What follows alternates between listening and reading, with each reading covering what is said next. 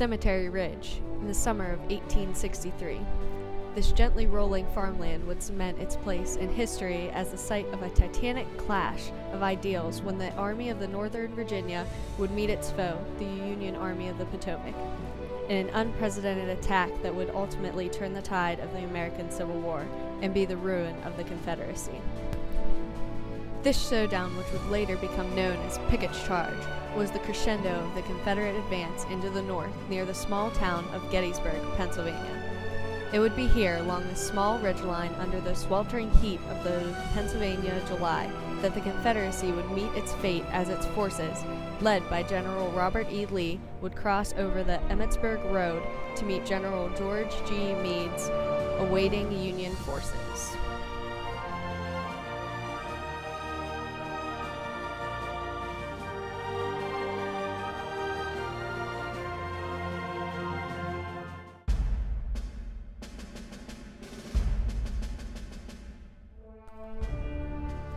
The plan was simple. The Confederacy had dominated the war and had control of the Battle of Gettysburg, entering the third day of the contest.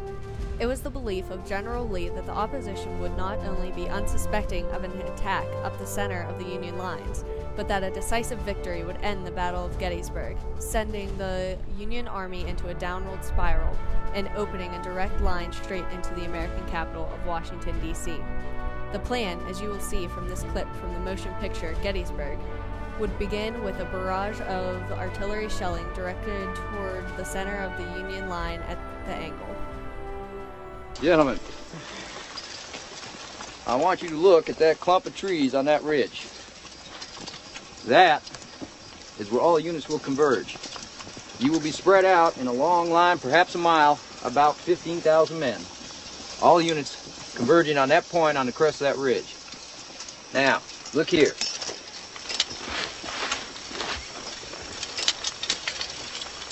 The Yankee Center, stone wall, small grove of trees. General Trimble, commanding Pender's division, will be on the left. Pettigrew's brigade in support. General Pickett's division will be on the right side of the attack. And George, I want you to put 2 brigades in front and 1 in back, like so. Yes, sir. Garnett's brigade, that's Jimmy Kemper. Armistead's in support. Good, all right then. Garnett will dress off of Trimble's flank. He will be the hinge, so to speak, in a series of left obliques. Somewhere about the Emmitsburg Road, you will execute your first left oblique, then direct, then left again, and so on at your own discretion, in order to deceive the Yankees and spread them out in a long line. Here. Any questions? All right, gentlemen. Gentlemen, that is the conversion point, that clump of trees. We will use all the artillery. They will center on that point right there. We'll fire every gun they have until the ammunition runs out. When that is done, I will give the order, and you all go in.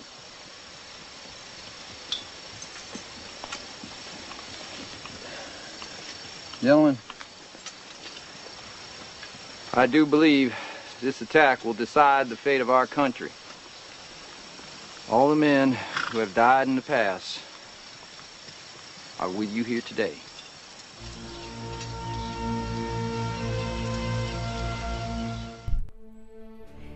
Despite General Lee's previous mastery of the battlefield, the assault was flawed from its very beginning.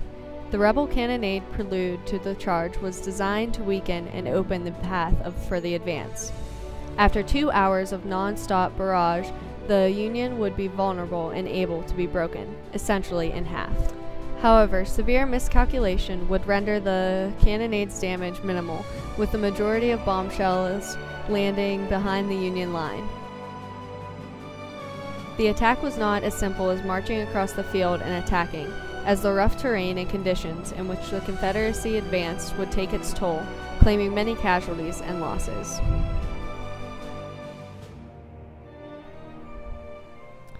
Early in the morning, 3 Confederate brigades under Longstreet's corps, led by General Trimble, Pettigrew, and Pickett, move into position along Seminary Ridge, under the cover of Spangler's Woods. It is under the cover of these trees that they will await the command to proceed into the open field and begin the 3/4 of a mile trek to meet the opposition. At the same time, artillery units are wheeled into position across the entire Confederate line. Shortly after 1 p.m., 2 cannons fire from the Confederate position among the trees. This signal alerts the other cannons amassed along the line that the bombardment is imminent. Within seconds, the open expanse between the armies fills with the smoke of anywhere from 150 to 250 rebel cannons, according to eyewitnesses. Almost immediately, the Union issues a rebuttal from their own artillery units. Had this occurred at night, stated Captain Robert Bright, it would have delighted the eye more than any fireworks ever. Bright had a front row view of the cannonade among the staff of Pickett's division. Between the hours of 2 and 3 p.m., the Confederate forces make their final move into position for the charge as the cannonade continues. As ammunition for the heavy guns begins to run low, Major General George Pickett receives the order from Longstreet to begin the assault. Pickett's division, along with those of Pettigrew and Trimble, emerge from the woods. The daunting Confederate line stretches over a mile in length. The charge begins. As the Confederate brigade moves across the open field, they encounter the heavy artillery fire that continues to rain down upon them. Additional fence lines and obstacles litter the path. As the forces approach and cross the Emmitsburg Road, their number begins to take a heavy toll from the Union defense along Cemetery Ridge. The wounded units drained from the 3/4 mile charge in heavy wool uniforms have not yet reached Union lines. As Confederate brigades reach the stone wall of the Union line, they find themselves outmatched. Within moments, the Union repels the attack and sends the Southern armies fleeing back across the field from whence they came. As quickly and violently as it began, Pickett's charge is over.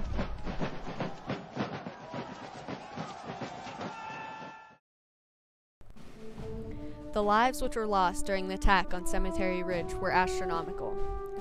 Philip Andrade, from the Battle of Gettysburg Resource Center, states that the Confederate attack began with over 13,000 infantrymen, nearly doubling the number of Union forces stationed on Cemetery Ridge, while the total number of casualties of the assault were over 10,000, 7,000 of which were sustained by Confederate forces, a 3-to-1 ratio.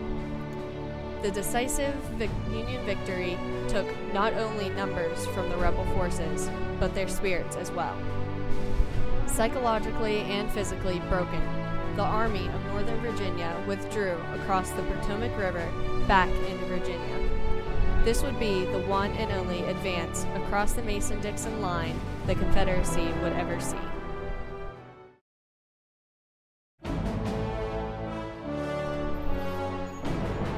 The loss the Confederacy sustained at Pickett's charge and Gettysburg were unfathomable.